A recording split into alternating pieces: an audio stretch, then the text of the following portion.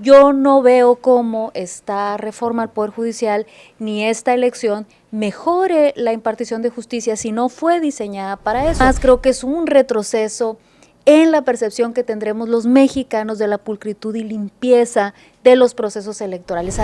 Y el amparo, para decirlo directamente, es el instrumento más importante, no solo en México, yo diría en Occidente al menos, para proteger los derechos humanos. Y no se ha abusado también de la figura del amparo como dilatador de la justicia.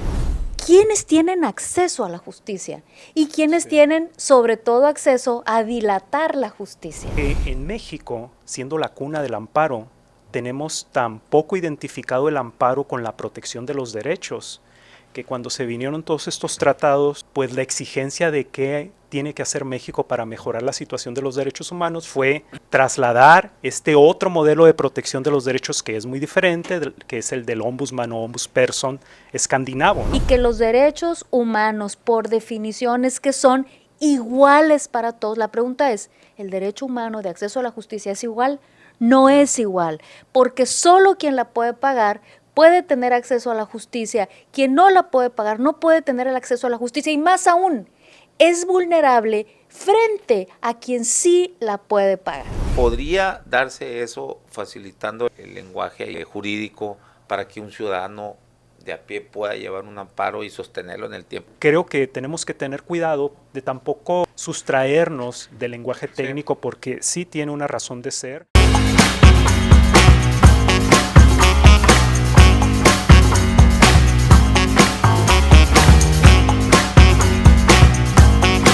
Bienvenidos a La Polaca con Aarón Tapia, el antro político donde lo único que no se degenera es la verdad, periodismo sin tapujos ni mordazas. Síganos en nuestras redes sociales, en mi Facebook personal Aarón Tapia, en la página de Facebook Aarón Tapia Periodista. Dele like a la página para que pueda seguir las publicaciones que hacemos a diario y que les notifique estas transmisiones en vivo. En mi canal de YouTube, Aarón Tapia, suscríbase y dele click a la campanita para que les notifique los videos que subimos a diario y también estas transmisiones en vivo. Estamos en mis cuentas de Twitter, en mi cuenta personal, @naranjero75, en la cuenta del programa, @lapolaca con AT, en Instagram como Aarón Tapia F y TikTok, Aarón Tapia Periodista. Bueno, hoy tenemos una super mesa. Además de que yo así lo pienso, me lo han dicho ahorita muchos mensajes después de haberla anunciado en redes sociales. Tenemos aquí un súper invitado, súper mesa, Natalia Rivera. Oh, de azul, ¿te andas chapulineando? No, ¿Qué porque hasta de los colores nos vamos a sacar los Eso. naranjeros. Bueno, la dama de la política, Natalia Rivera, especialista, yo digo que es especialista, por lo menos muy estudiosa del federalismo y de muchas otras cosas más aquí que nos dice, no soy abogada, No. pero sabe expresar y dilucidar mucho mejor que muchos que sí se ostentan con un título de abogado. Además ya estás estudiando, ¿no? Sí, apenas y estudio, tuviste pero el tronco común de... Sí, tuve tronco común en administración pública, pero llegamos hasta el derecho administrativo. Entonces, sí, lo mío son las políticas públicas y de hecho, bueno, pues desde esa perspectiva será mi análisis frente a, aquí sí, un doctor en Derecho, ¿no? Un doctor en Derecho. Además, experto justamente en amparo directo. Sí, ahorita vamos a coautor ya de un libro y ahorita vamos a exhibir de quién. Gracias, Luis Fernando Rentería, presidente de la Comisión Estatal de Derechos Humanos. Muchas gracias, un gusto, un honor. Bueno, el tema entonces, como lo decía, pues es un poco revuelto, pero tiene que ver todo, o sea, todo está entrelazado, ¿no? Y es qué nos espera con esta elección a juzgadores, la primera, es histórico, porque no solamente en México, a nivel mundial también. Estoy siendo histórico, no estoy haciendo juicios de valor, ni digo que es lo mejor, ni lo peor, ni es histórico, nada más porque no se ha dado en ninguna parte del mundo que se vote por todos los niveles de juzgadores que haya en un país, en un sistema judicial de algún país. Y bueno, ¿qué nos espera? Y junto con esto es pues tratar desde la perspectiva del derecho humano del acceso a la justicia, si esto, según el análisis de ustedes, va a mejorar, va a empeorar, va a ser igual, y como también el otro tema aquí, el amparo directo, si esto no es una violación al federalismo, ¿no? Bueno, Bienvenidos, muchas gracias, Natalia Rivera, y gracias. gracias Luis Fernando Rentería. Podríamos iniciar en cuanto a esto, ¿qué nos espera? En cuanto al derecho del acceso a la justicia, que mucho se ha hablado también de esto, de que si no es pronta y expedita, pues no es justicia, ¿no? Entonces, bueno, Natalia Rivera. Pues mira, lo que nos espera es que esta reforma al Poder Judicial no fue diseñada, digo, yo esto lo digo desde la perspectiva de políticas públicas, como una política de impartición de justicia no fue diseñada para mejorar el sistema de impartición de justicia. Cuando uno lee la reforma, observa que exclusivamente es una reforma dedicada a definir cómo se van a elegir a todos los niveles del Poder Judicial en México. No está lo que se refiere a un área muy importante que es la procuración de justicia, no están otros temas que abrazarían justo esto, ¿no? Una verdadera política de impartición de justicia. Entonces, yo no veo cómo esta reforma al Poder Judicial ni esta elección mejore la impartición de justicia si no fue diseñada para eso.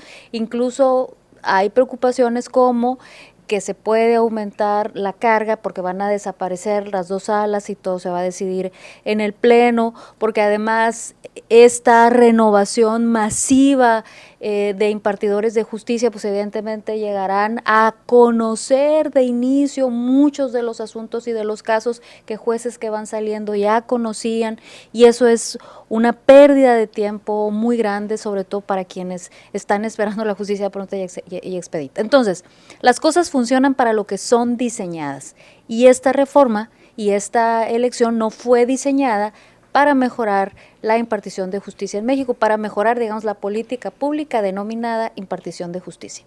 ¿Qué podemos esperar? Además, como proceso electoral también pues tiene todas las fallas del mundo. Desde el diseño es prácticamente imposible de conocer a todos los candidatos, de hacer una reflexión profunda de por quién vamos a votar.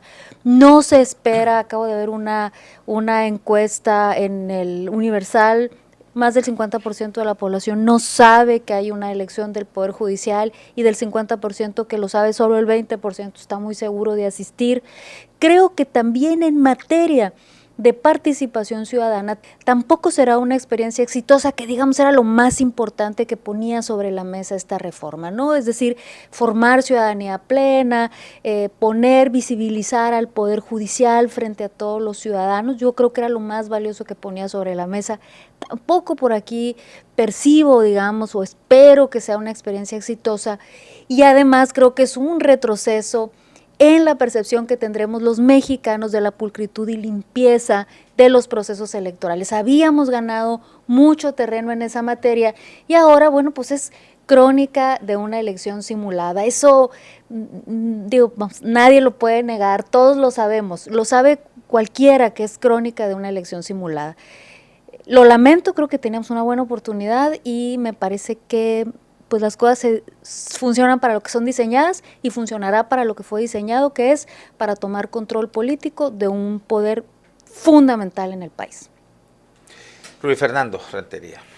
El tema del amparo directo efectivamente va por otra línea de discusión, pero me gustaría hacer un ejercicio de simplificar este tema del amparo directo, porque técnicamente es muy complejo, incluso ante los propios abogadas y abogados. Voy a pedir tolerancia, ¿no? a algún experto que pudiera estar observándonos, pero la idea yo creo que se trata pero de... ¿sí le sabes tú al amparo directo? Tantito, pues voy a intentar. Pon un libro ahí, me dijeron que este libro tú lo lees mucho, Amparo Directo en México, Origen, Evolución y Desafíos, autores Eduardo Ferrer MacGregor, ahí nomás, ¿no? De Corte Interamericana de Derechos Humanos, y Luis Fernando Rentería Barragán. ¿Quién es? Bueno, ahí está. Ahí por si alguien dudaba que sabe de amparo directo, ¿no? Pero bueno, ahí. Quisiera simplificar qué es el amparo así en general y luego qué es concretamente el amparo directo. Y el amparo, para decirlo directamente, es el instrumento más importante, no solo en México, yo diría en Occidente al menos, para proteger los derechos humanos. Sí. Así directamente.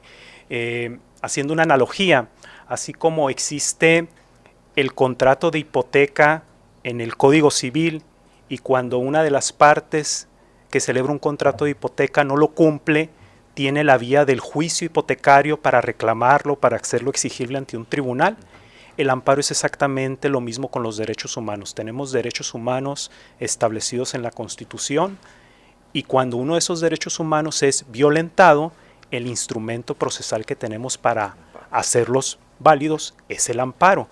Y una cosa que se comenta poco y que creo que deberíamos de saber, no solo las abogadas y abogados, sino todas las personas en México, debiera ser parte de nuestra cultura cívica, es que ese instrumento tan importante para la protección de los derechos nace en México. El amparo aparece en México desde 1841 en la Constitución de Yucatán de aquella época, cuando se había independizado de México, y de esa Constitución de Yucatán pasaron a las constituciones del siglo XIX y la de 1917 actual. El amparo, como idea de proteger los derechos, como ese instrumento tan importante, el más importante para proteger los derechos, ha sido trasladado prácticamente a todas las constituciones de Latinoamérica, a la mayoría de las constituciones europeas. Hay 13 países en África en donde existe el amparo, e incluso países asiáticos como en Macao y Corea del Sur tienen ese amparo, ese instrumento para proteger los derechos, que existe en México desde 1841. A veces tiene otros nombres: mandato de seguranza en Brasil, recurso de protección, en Alemania le llaman Verfassungsbeschwerde, ¿no? Pero se trata, que significa algo así como recurso de protección, más o menos sería, o recurso de amparo, recurso de protección. Y es básicamente eso, un instrumento para proteger los derechos humanos que están en la Constitución. Esa es tal vez una de las razones del fondo por las que existen incluso las comisiones de derechos humanos, porque en México, siendo la cuna del amparo, tenemos tan poco identificado el amparo con la protección de los derechos, que cuando se vinieron todos estos tratados, particularmente el Tratado de Libre Comercio a principios de los 90, pues la exigencia de qué tiene que hacer México para mejorar la situación de los derechos humanos fue trasladar este otro modelo de protección de los derechos, que es muy diferente, que es el del ombudsman o ombudsperson escandinavo, ¿no? Cuando en realidad nosotros teníamos un modelo, pues creo yo, incluso más efectivo. Ahora, el amparo es siempre es una herramienta para excesos contra las autoridades. Para proteger derechos humanos. No entre particulares. Aunque ya ahora ha evolucionado el amparo, sobre todo desde 2011, la Suprema Corte ha emitido precedentes en los que se establecen que cuando los particulares actúan de forma equivalente al de una autoridad, pueden ser consideradas autoridades para efecto del amparo. Una multinacional, algo que sea muy grande. Las empresas de telecomunicaciones, que pueden tener, por ejemplo, efectos directos en la restricción del derecho a, no sé, a la libertad de expresión, por ejemplo, ¿no? Podría ocurrir un caso. Pero voy al amparo directo, porque el amparo directo es algo muy diferente. De hecho, lo que nosotros... ¿Por qué no nos explicas rapidito, así para que el público, obviamente pues no todos están familiarizados con el amparo, la diferencia entre amparo directo y el directo? O sea, el indirecto pues no es contra un proceso, ¿no? Pero mejor tú explícanos mejor. El amparo, cuando hablamos de amparo en general, y así se entiende en el mundo donde existe el amparo, es el instrumento para proteger los derechos humanos. El amparo directo no necesariamente es eso. El amparo, lo que hoy conocemos como amparo directo, es una versión del amparo que nace en el siglo XIX para buscar que los tribunales federales estén en posibilidades de revisar las sentencias de apelación de los tribunales de los estados. Ahí es donde está la clave. Estamos en un sistema federal, ahorita seguramente hablaremos un poco más de eso. Un sistema federal significa que hay estados soberanos. Hay estados que tienen sus propios tribunales, y están los tribunales de la federación. Entonces, típicamente un proceso judicial es un juzgado de primera instancia, ¿no? Ante el cual hay la posibilidad de interponer un recurso de apelación, y esa sentencia de apelación debiera ser la definitiva, tanto las sentencias de apelación que emiten los tribunales federales como los tribunales de los estados. Los de alzada, que le llaman, ¿no? Sí, que es la apelación. Sin embargo, por una historia que podemos platicar un poco más adelante sobre que ocurre sobre todo en el siglo XIX, en un caso además muy conocido de 1861 en Yucatán, inició una práctica en la que a través del amparo era posible revisar esas sentencias de apelación. Esa posibilidad de revisar las sentencias de apelación que debieran ser definitivas es a lo que llamamos amparo directo. Y se le llama amparo directo porque en aquel entonces, y hasta la década de 1950, no existía lo que hoy llamamos tribunales colegiados de circuito. Okay. Entonces, cuando se presentaba un amparo clásico, digamos, un amparo de derechos humanos, se planteaba ante un juez de distrito e indirectamente ante la Suprema Corte como una revisión de esa decisión del juez de distrito. Okay. Por eso se le llama amparo indirecto. Mientras que el amparo para revisar las sentencias de apelación que deberían ser definitivas se presentaban directamente ante la Suprema Corte de Justicia y desde entonces quedó esa forma de nombrarlos, ¿no? El amparo indirecto y el amparo directo. Pero lo interesante aquí es que en realidad lo que hoy llamamos amparo directo en realidad es lo que en Francia, que es un país centralista, llaman recurso de casación. Recurso de casación. Recurso de casación. ¿Qué es casación? La casación es precisamente la posibilidad de revisar las resoluciones que debieran ser definitivas de los tribunales por inexacta aplicación de la ley.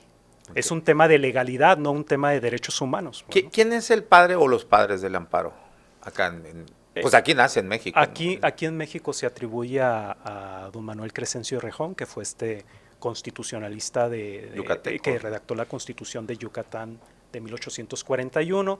Luego el amparo aparece por primera vez en una Constitución mexicana en el Acta de Reformas de 1847 por Mariano Otero. Y luego hay otros actores muy importantes, don Ignacio Luis Vallarta, que es un ministro de la época del Porfiriato muy importante.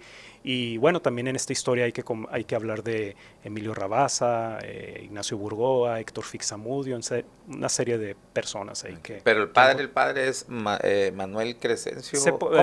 Tradicionalmente se dice Rejón. Y Mariano Otero, ¿no? Mariano Otero ya. De hecho, cuando uno va a la Suprema Corte, a la entrada, al fondo ve la estatua de don Manuel Crescencio Rejón, y a los lados está Mariano Otero e Ignacio Luis Vallarta. Okay. Y en el tercer piso está Emilio Rabasa, ¿no? Que se consideran las personas pues, importantes en la historia del amparo. Interesante. ¿Estás anonadada? No, Natalia. Estoy tomando nota. Natalia, ¿terminaste esta primera parte? Sí. Entrando al esto del amparo directo contra el federalismo, ¿hay una violación del federalismo o consideras que no es así? Mira, lo que pasa, y yo no soy abogada, yo hablo desde la perspectiva de políticas públicas. Yo creo que tenemos una visión que como si el federalismo fuera blanco o negro, y no es así. Incluso porque ha habido una discusión recientemente sobre si el Poder Judicial puede discutir o no los temas de constitucionalidad de las reformas que emite el Poder Legislativo, y hablan de la separación de poderes.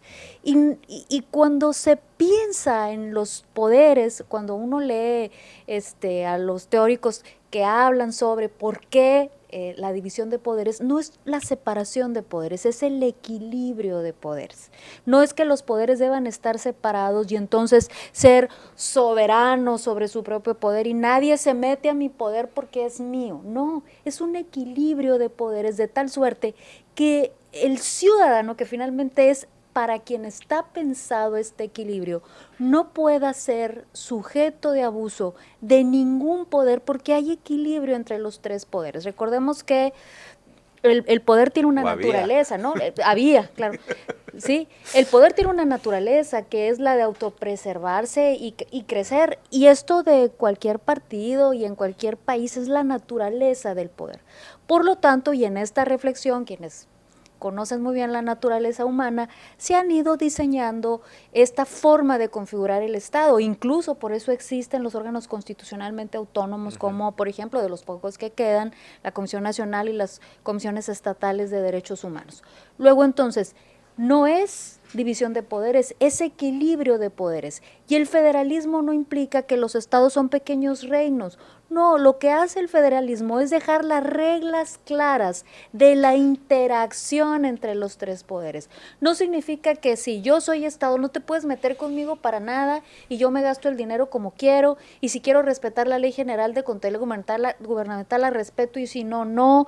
No, significa que el federalismo es las reglas claras de cómo vamos a interactuar los tres poderes. Y una vez puestas las reglas claras, entonces las respetamos. Y si dejan de ser funcionales esas reglas, porque las leyes no son de ahora y para siempre, son vivas como las sociedades y tienen que ir ajustándose, bueno, si dejan de funcionar esas reglas, entonces las cambiamos.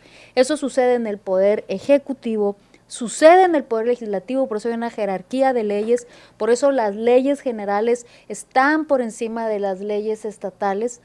Existe en el poder legislativo y también existe en el poder judicial. Entonces, que el amparo directo implique que haya que el poder judicial de la federación opine sobre la resolución de un poder, del poder judicial de un estado, no implica que esté violentando el federalismo, implica que son las reglas claras de cómo interactúan los tres niveles en los tres poderes. Entonces, y esto no fue pensado porque sí. Esto fue pensado porque el ciudadano es el que debe estar al centro y debe estar lo más protegido posible, y sabemos que en un estado al interior pueden ocurrir muchísimos intereses, y que cuando un ciudadano tiene otra instancia que además es ajena al, digamos, circuito político del estado, puede tener un poco más de garantías de que su asunto será visto con ojos mucho más objetivos y no contaminados con alguna dinámica política local. Nada más que, o sea, ahí mi duda es, ¿por qué en temas del foro común, pues, ¿no?, que corresponden a las entidades, entonces a final de cuentas termina decidiendo un tribunal federal sobre ya los dictámenes o sentencias que, no dictámenes, sentencias o resoluciones que se den en la entidad? Es ahí donde yo, y muchos abogados coinciden. Sin embargo, creo que ha habido discusiones en las barras y todo eso, pero al final de cuentas terminan por decir que no nos quiten el amparo directo. Entonces, no le hace que violemos el federalismo, porque ya en términos reales, en la realidad, pues sí tienen esa herramienta por lo que acabas, con lo que cerraste. Te vas hacia una instancia ajena a las dinámicas, o bueno, hasta ciertos momentos. E incluso ha habido jueces federales o magistrados federales que también son cooptados por los, ya, hablando en la realidad, en términos reales, que también son cooptados, ¿no?, por los poderes estatales. Pero bueno, al final de cuentas sí tienes una herramienta más que puedes superar ciertos abusos o excesos de las entidades federativas. Pero en términos constitucionales, no sé qué me puedas decir de esto que estoy comentando, Luis Fernando, si es una resolución, una sentencia sobre cuestiones del foro común, que corresponde, insisto, a las entidades federativas, porque entonces un tribunal de lo federal va a decidir sobre lo que ya supuestamente, bueno, no supuesta, ya está resuelto en el estado, en la entidad. Sí, lo primero en lo que hay que poner acento es algo muy importante que ha dicho Natalia, que el federalismo es un modelo abstracto, como lo es el centralismo, y que ninguno de los modelos de federalismo judicial que existe en el mundo es idéntico al otro. Cada uno tiene sus propias particularidades.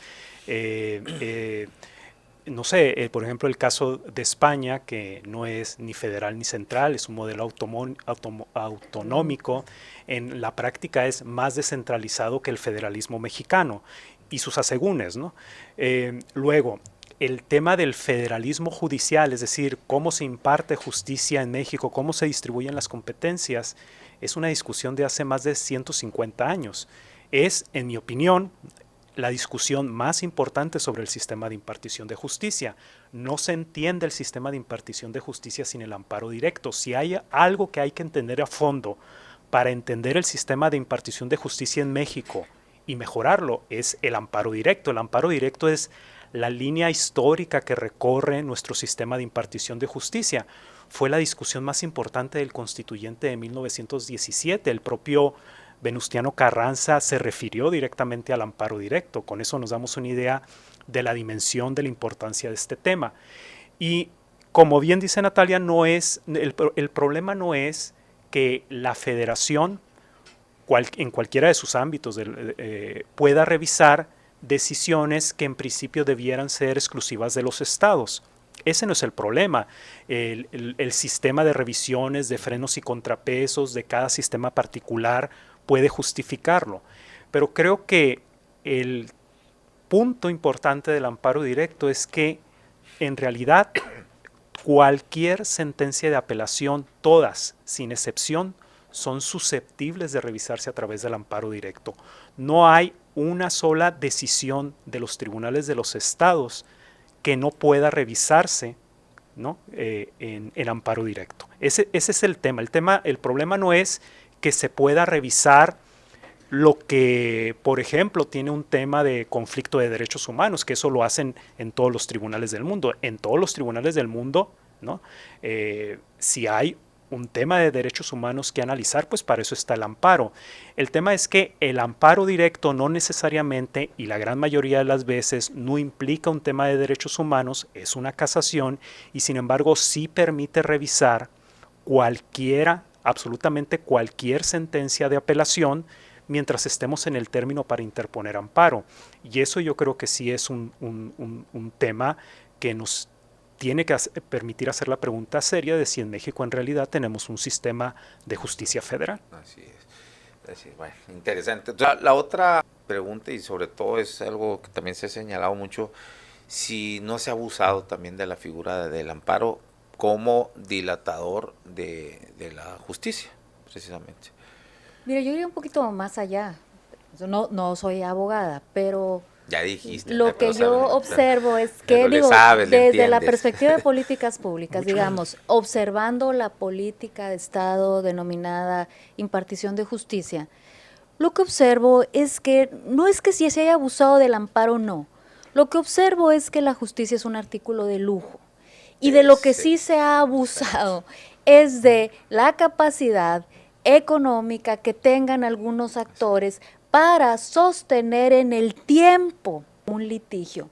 No cualquiera tiene una capacidad económica para sostener en el tiempo un litigio. Yo creo que la gran discusión es esta. ¿Quiénes tienen acceso a la justicia? Y ¿quiénes tienen sobre todo acceso a dilatar la justicia? Pues los que pueden pagar sostenidamente 2, 3, 4 años de abogados, que eso no lo puede hacer cualquiera. Si nosotros tomamos un camión y nos vamos a la ley 57, y te estoy hablando de ahí un buen nivel, o sea, un nivel socioeconómico, que no es, digamos, Guayacanes, donde yo tengo puesto una parte de mi corazón allá, ¿no?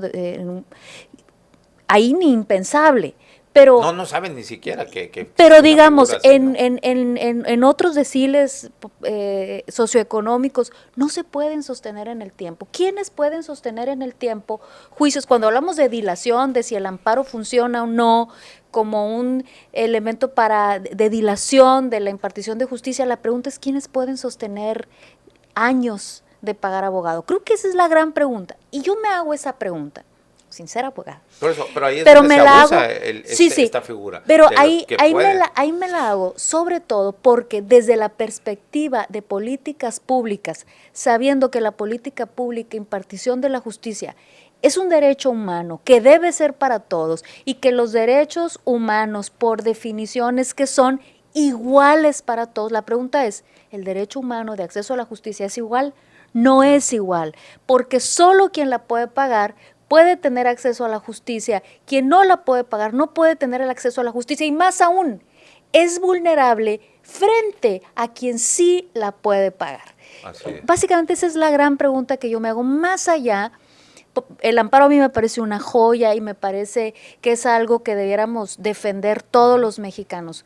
Pero sí también nos tendríamos que preguntar, hacer la gran pregunta y poner en el centro de las reflexiones cómo de verdad podemos hacer de la política, impartición de la justicia, algo que no sea un artículo de lujo, que sea accesible para todos, no solo que sea pronta y expedita, sino que además sea de acceso igualitario para todos. Pues ahí está la pregunta, ni mandada a hacer aquí para el ombudsman de... ¿Qué tal si le supiera, verdad? Sí, vete lo que te...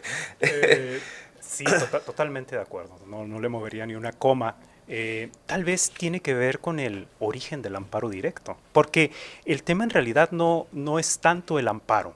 El amparo como instrumento de protección de los derechos, esta función básica, digamos, original, el amparo que se practica en todos los demás países del mundo, yo creo que no necesariamente tenemos ese problema ahí.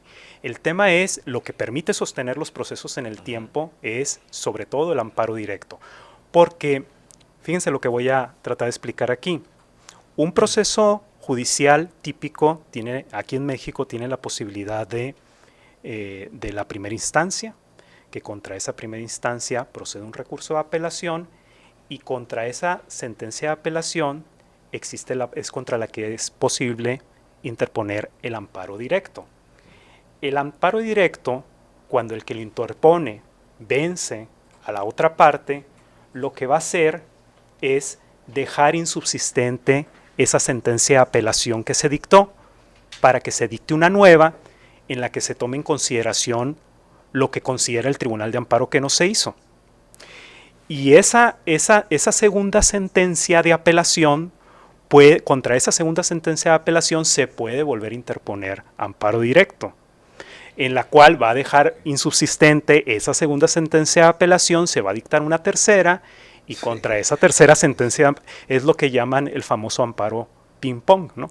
En la reforma constitucional de 2011 se introdujo una figura que se llama amparo directo adhesivo, donde, fíjense el nivel de tecnicismo, sí. La persona que es vencida en el recurso de apelación que resuelve un tribunal del Estado, es la que va a interponer el amparo directo. Okay. En ese amparo directo, de acuerdo al modelo de la reforma constitucional de 2011, esa persona tendría que hacer valer todos los agravios posibles para evitar que el amparo se esté interponiendo una y otra vez. Y para tratar de crear hay un equilibrio procesal, la parte que ganó la sentencia de apelación tiene que adherirse y ponerse a imaginar todas las posibilidades en que podría revertírsele la decisión en amparo directo, imaginar todos esos escenarios para que el Tribunal Federal intente resolver en un solo amparo directo y que el amparo no esté yendo y volviendo. Aún con la introducción del amparo directo adhesivo, hay casos en los que es inevitable la reposición del procedimiento y sigue existiendo este reenvío.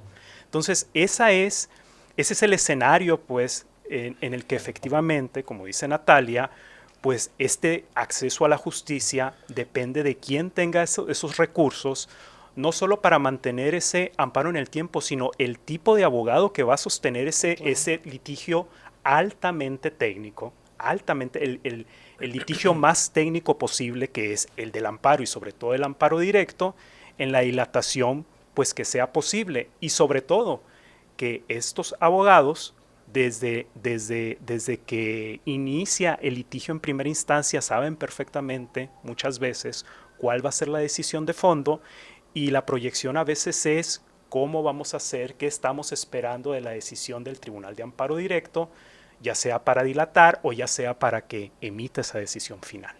La pregunta, pues ahí queda, ¿no? ¿Cómo se pueden acortar esas brechas? Por ejemplo, en un tema laboral, ¿no? Si tú pues demandas, no sé, a una multinacional poderosa, pues te pueden llevar, no sé, estar dilatando años, hasta, ¿para qué?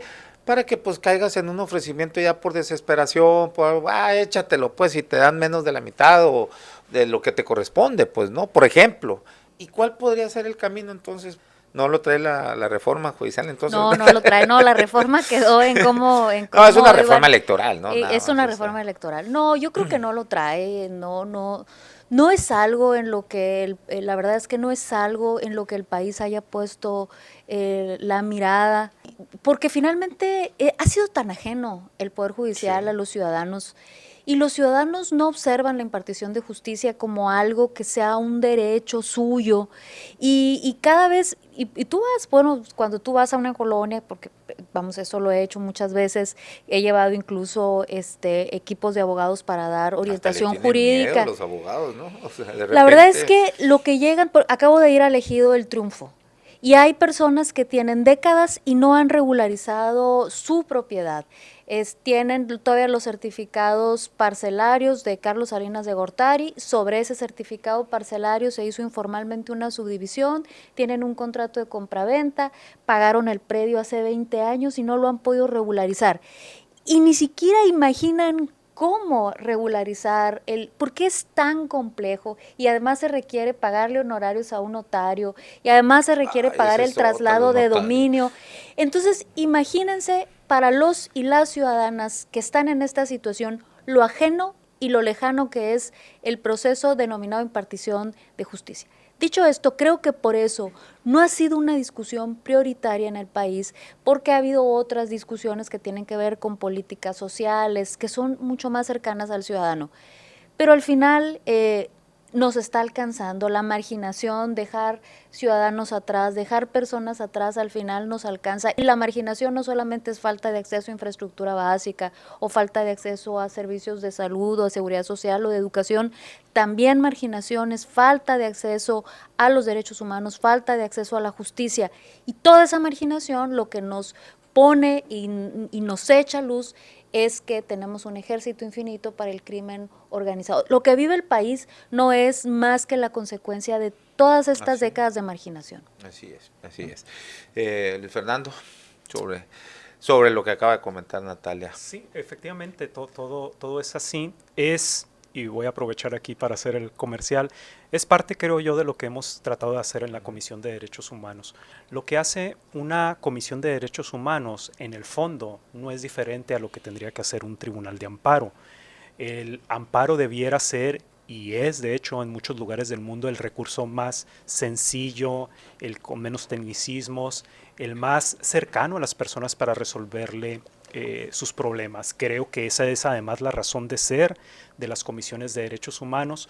No es casual que la persona que demanda en amparo se llame quejoso y quien plantee su problema en la comisión se llama quejoso, que a quien demande se llame autoridad responsable, como se llama en los tribunales de amparo y como se llaman en las comisiones de derechos humanos, y lo que llamamos medidas cautelares, que tanto hemos hablado aquí, que ha sido el acento de protección en esta administración de la comisión, pues no es otra cosa que la famosa suspensión en amparo, la suspensión del acto reclamado. Y bajo esa lógica, pues hemos estado trabajando resolver problemas de derechos humanos uno a uno, de la forma más accesible, incluso ni siquiera cuando las personas lo piden a través de las quejas de oficio, resolviendo la gran mayoría de los problemas, ya más de 900 de hecho, a través de medidas cautelares en la intención de hacer la justicia más efectiva posible. Y creo que hacia allá tiene que también trabajar la lógica de cualquier reforma que se haga en amparo, porque en la medida en que el amparo se vuelva más técnico, más inaccesible, más complejo, un objeto a veces de Más lo alejas, dilucidación ¿no? académica, pues creo que pierde su origen, Y, las razones para las que fue creado. y a ver, sí, porque ese es algo de lo que también se habla mucho, de romper con esos tecnicismos para que sea más accesible hacia las partes, no precisamente abogados, que el ciudadano en sí, ¿no? Que pueda entender las sentencias, resoluciones. Si ese lenguaje tan técnico y luego que no, los latinajos y les encanta adornarse con esa chingadera. Y entonces luego ya uno que, ay mamacita, que o sea, pues te tiran la hoja así y dices, oye, pues y ahora que acabas más enredado de lo que estabas, ¿no? Si todo eso por ley, por constitución, se facilita ese lenguaje. Por ejemplo, fíjate, si es bueno en los, ahí sí, no hay que reconocer también esa parte del Poder Judicial, en lo familiar, los jueces al niño o sea, cuando es una situación de divorcio y que están peleando la custodia o ¿cómo es? Patria potestad, pues cuando resuelve el juez al niño, le explica hasta con dibujitos, le hace una sentencia con dibujitos de lo más sencillo. Bueno, pues ¿por qué no se hace lo mismo en los demás materias, no?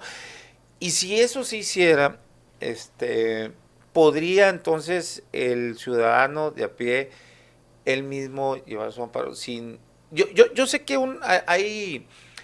para que te acepten un amparo uno lo puede así llevar y con el lenguaje más sencillo, ¿no? Hasta incluso hay reos que ellos tramitan su propio amparo, pero para, como dice Natalia, para sostenerlo ya en el tiempo, en cualquier materia, podría ayudar esto en que se haga un lenguaje mucho más sencillo para que el propio ciudadano, si no tiene para pagar un abogado, las defensorías de oficio no alcanzan.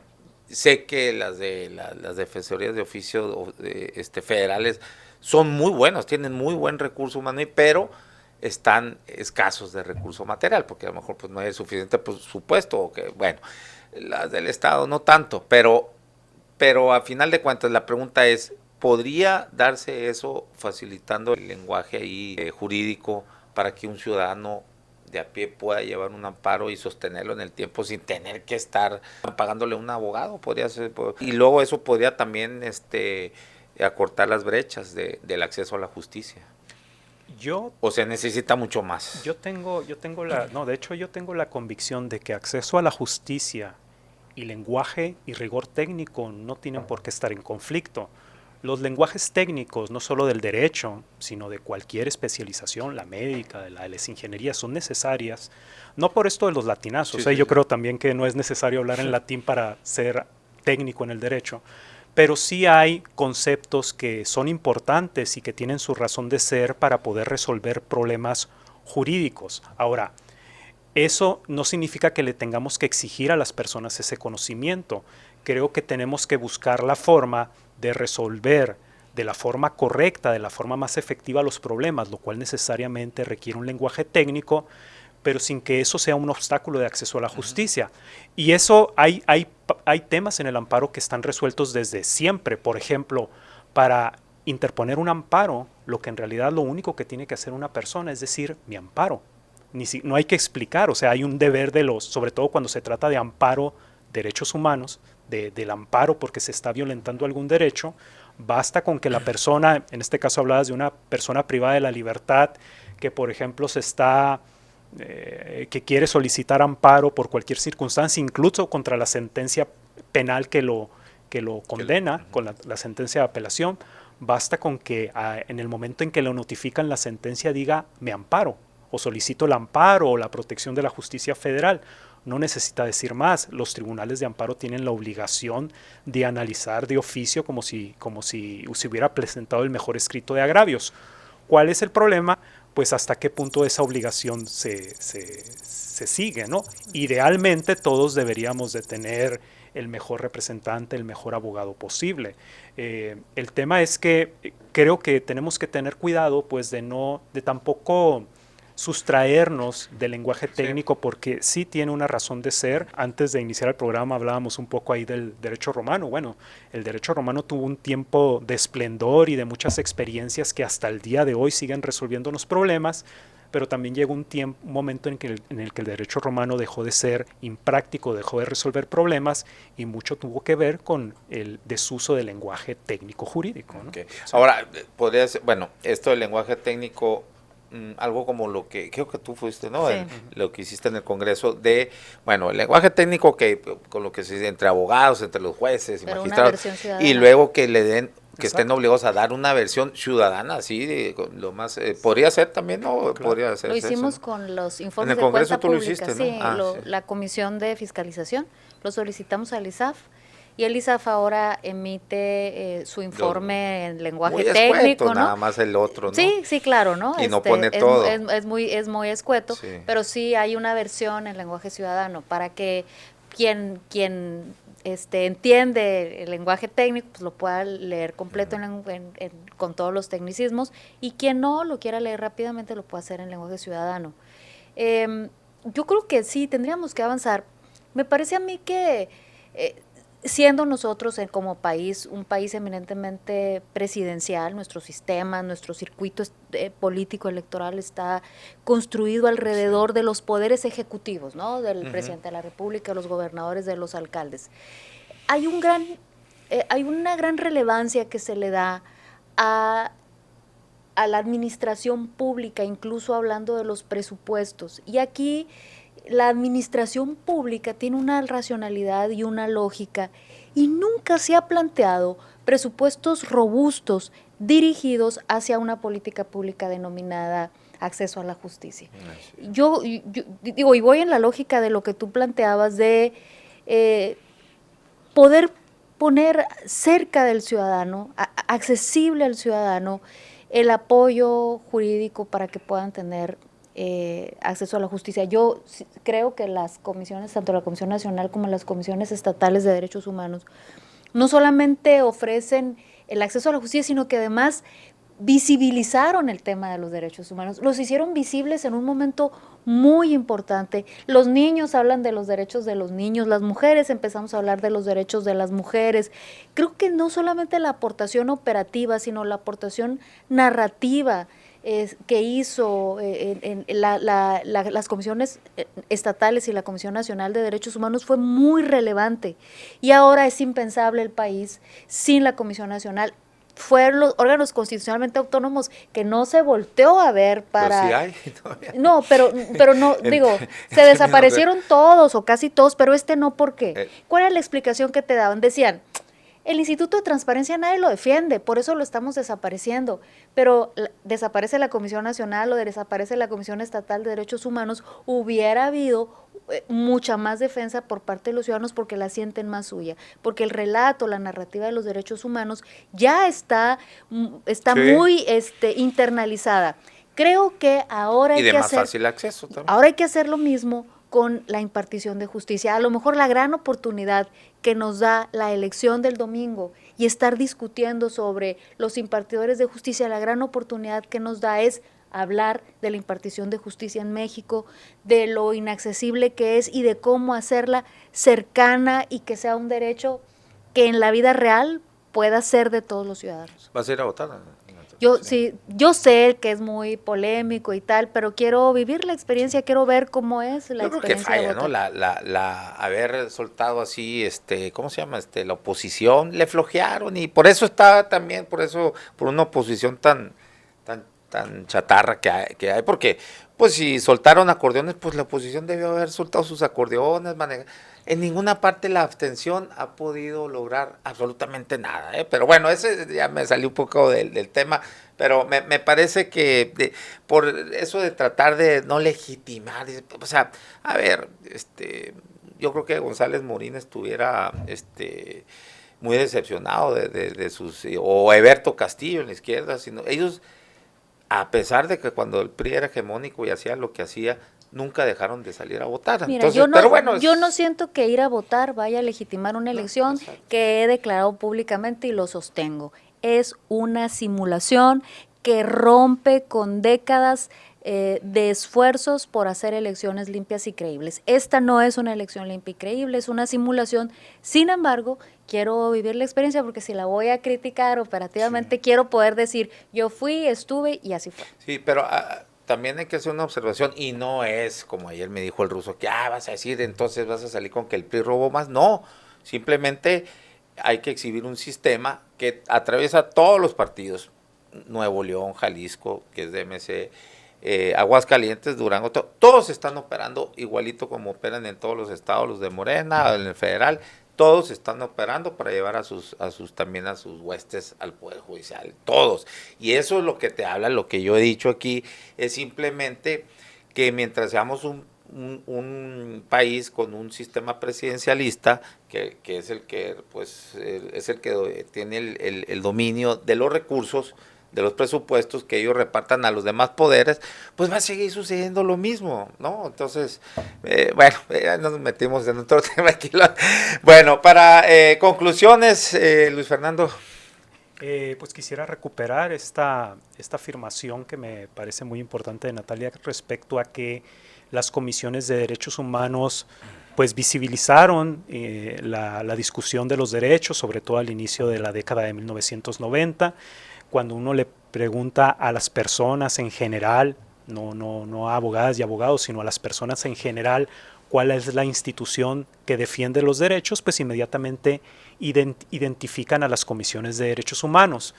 Pero eso que en principio es positivo, luego también es paradójico porque debiera ser el país donde la defensa de los derechos humanos estuviera, con toda esta tradición, pues de más de 150 años, debiera estar identificada con el amparo, ¿no? Que se le conocían en un inicio como tiempos liberales, ¿no? Garantías individuales. Le primero, llamaban ¿no? así, garantías Los liberales fueron los primeros que empezó a hablarse de eso, pues de ponerlo ya como en la Constitución, como ya en la discusión. Hay, ¿no? hay luego también una discusión ahí muy interesante teórica de por qué hay que dejarle de llamar garantías, ¿no? Porque técnicamente, jurídicamente, una garantía es el instrumento para hacer valer el derecho. Por ejemplo, ahora que dábamos el ejemplo del contrato de hipoteca, la garantía procesal para hacer cumplir ese contrato de hipoteca es el juicio hipotecario. Los derechos, la garantía procesal, la garantía de los derechos es el amparo, ¿no? Y esa fue la razón por la que en la reforma constitucional de 2011 se le dejó de llamar garantías a los derechos, porque la garantía en realidad es el amparo, ¿no?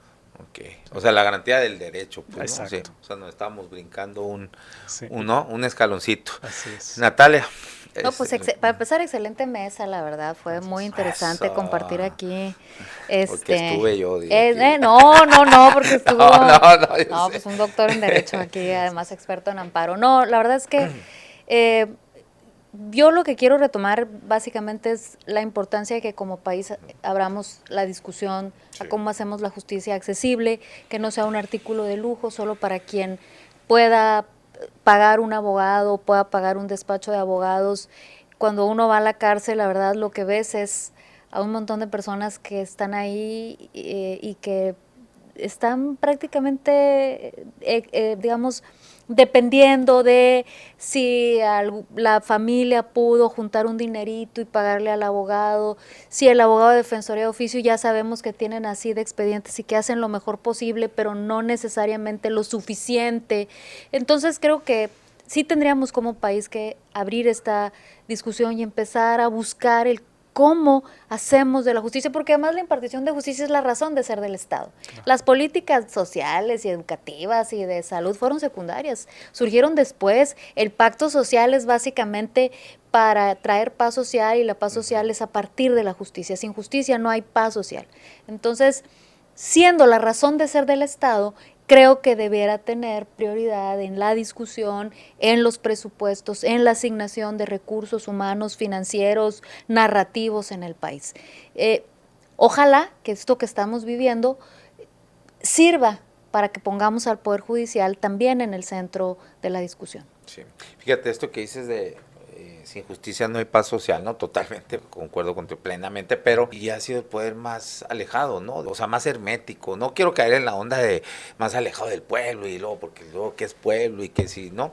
Trae mucho el discurso de una justicia cercana al pueblo y también hay mucho discurso ambiguo y ahora sí que, mira que no me gusta utilizar esto de populismo en sentido peyorativo, pero sí trae mucho de esto, ¿no? Pero la justicia, como bien dices, bueno, si no hay justicia, no hay paz social. Y por eso también, como te decía, un poder tan hermético, tan alejado, por eso pueden hacer también lo que sea, y lo que están haciendo, porque ¿quién les va a reclamar? Fuera de 3-4% en el país. ¿Quién va a salir a decir, presidenta, nos quitaste el poder?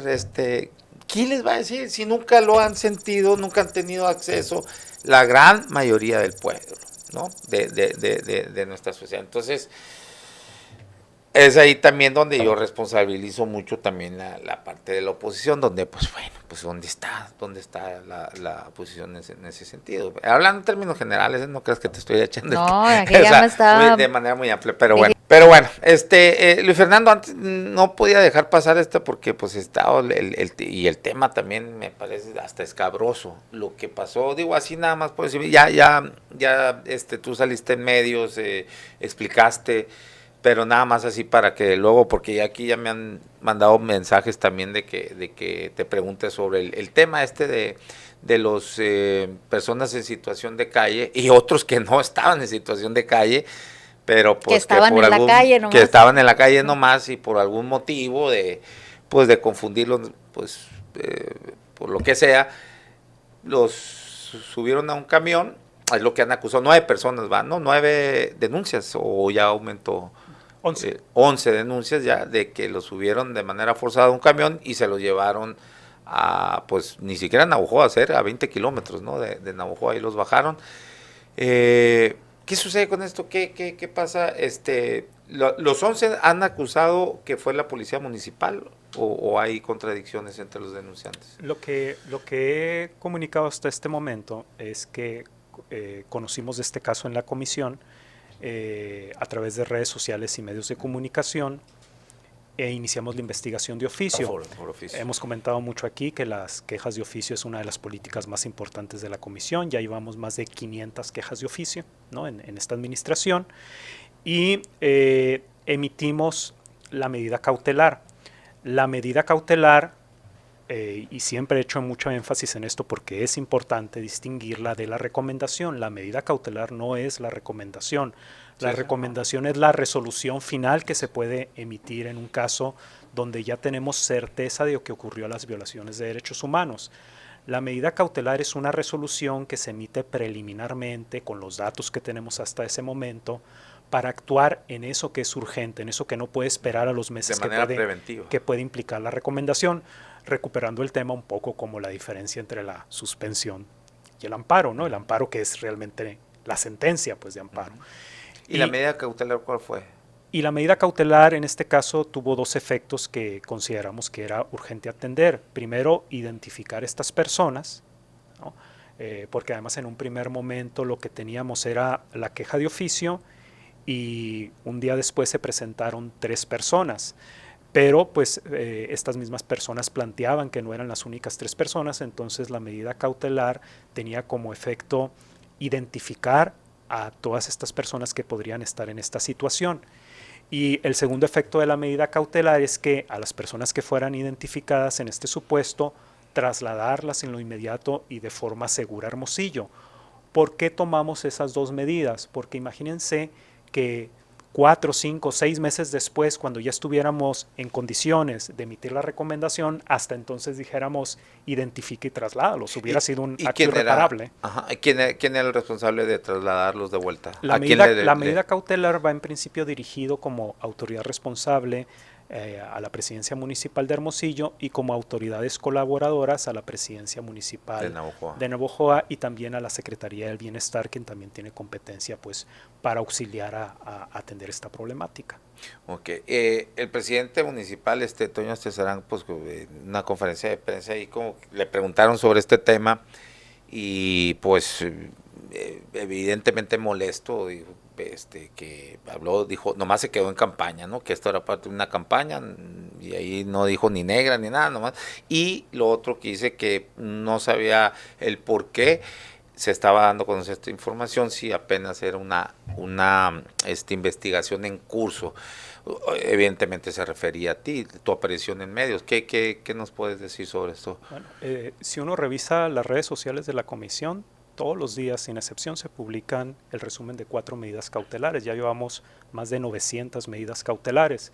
Entiendo que esta parte pues sea un tránsito en el que estamos entendiendo el trabajo de la comisión, porque en los primeros 30 años de historia de la comisión se emitieron 140 medidas cautelares, 7 al año. En 30 años. En 30 y ustedes años, llevan 900. Y nosotros llevamos 900. La semana antepasada se emitieron nada más en una semana 20 medidas cautelares. 900 en menos de 3 años, 140 en 30 años. Y la medida cautelar era prácticamente una actividad desconocida de la comisión y por eso creo que es fácil equipararla a la recomendación que sí implica un trabajo más laborioso de la comisión. Lo que hemos estado dando a conocer es que levantamos la queja de oficio, que yo creo que eso no está mal, o si eso está mal, pues me he equivocado 500 veces. Y por otra parte, que emitimos la medida cautelar, como lo hemos hecho 900 veces, en todos los casos en que tenemos que atender en lo inmediato mientras se lleva a cabo la investigación. No, o sea, su molestia era evidente de que porque había salido a medios, pues esa era como la molestia Pero como es en cualquier caso al que se le pregunta a la comisión tiene que actuar bajo el principio de máxima publicidad. El año pasado la comisión atendió 16,000 casos. Este año, al ritmo que estamos trabajando, es posible que lleguemos a 20,000 casos.